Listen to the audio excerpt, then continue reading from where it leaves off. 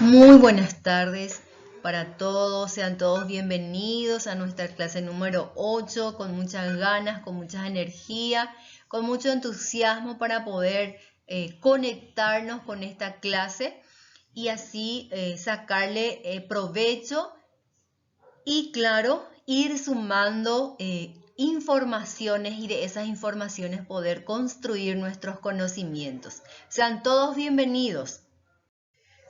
Dando seguimiento a la clase anterior, entonces, seguimos con los test. Según Gartner, recordarán ustedes que nos proponía o nos propuso los tipos de inteligencias múltiples, el factor G. Y él decía de que todos los seres humanos poseemos todas las inteligencias, pero no obstante, cada una de las personas difieren en la cantidad que tiene de cada una de las inteligencias que él nos presenta y que de repente algunos manifiestan puntos fuertes en uno y otros se destacan en otras áreas de inteligencia. Tenemos dos tipos de clasificación de las pruebas de inteligencia, las individuales y las colectivas. Bien, estas características que vamos a ver nos van a ayudar a comprender el contexto en que generalmente se utiliza más cada tipo de test, que son la inteligencia individual y la colectiva.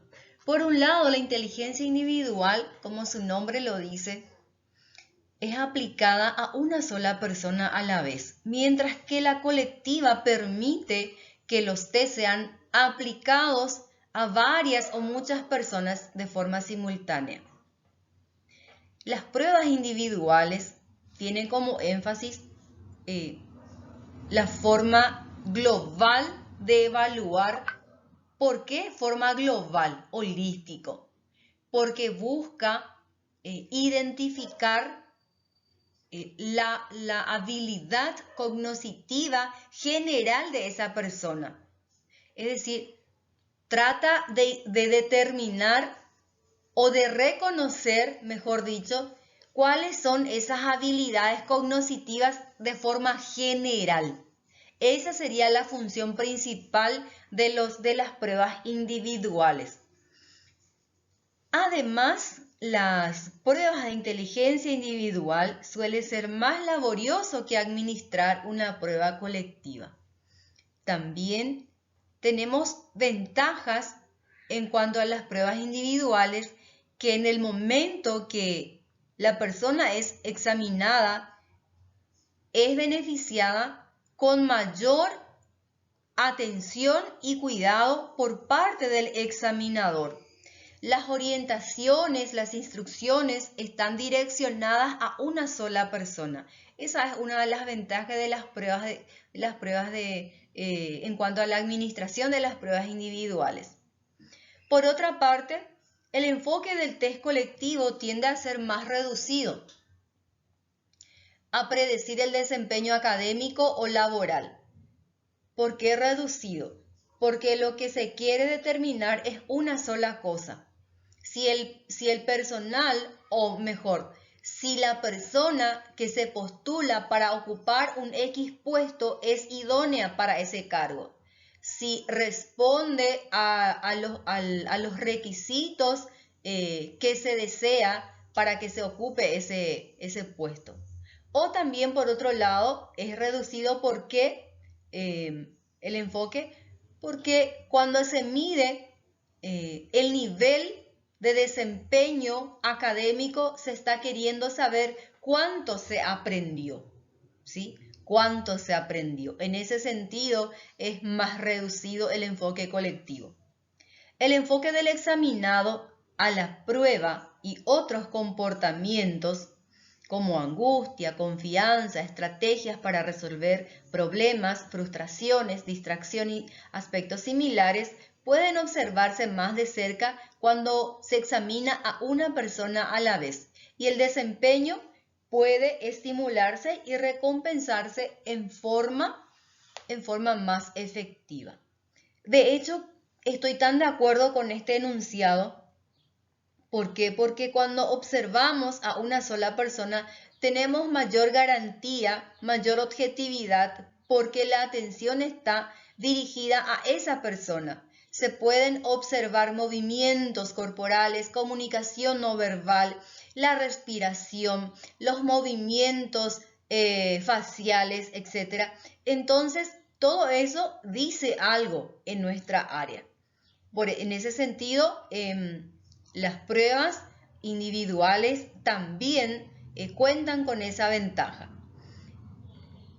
En el caso de justamente de las pruebas individuales, se usan mayormente en clínicas, hospitales y otros sitios donde se realizan diagnósticos clínicos. En dichos lugares, las pruebas sirven no solo como medidas de habilidad mental general, sino también como medio de comprender más a fondo el funcionamiento de la personalidad y las discapacidades cognitivas específicas. Pasamos a ver entonces los test de inteligencias individuales y posteriormente inteligencias colectivas. ¿Cuáles son los test de inteligencias individuales? Y aquí vamos a hablar de un autor cuyo nombre es David Wechsler, en conjunto con Lewis Terman, quienes crearon la escala de inteligencia para adultos de Wechsler. Bien, este mismo test, pasando el tiempo, fue también utilizado con revisiones, introducciones, ajustes y estandarizaciones para niños, ¿sí? Para evaluar las habilidades intelectuales de niños y también de adultos, en muchos contextos diferentes y personas con desventajas tanto lingüísticas y o físicas. Entonces, es muy importante enfatizar de que este test de Wechsler se puede utilizar tanto para personas con salud mental, ¿sí? Y otras personas que padezcan de alguna enfermedad o discapacidad. Este test se ajusta a diferentes contextos y a diferentes tipos de personas, ¿sí? Que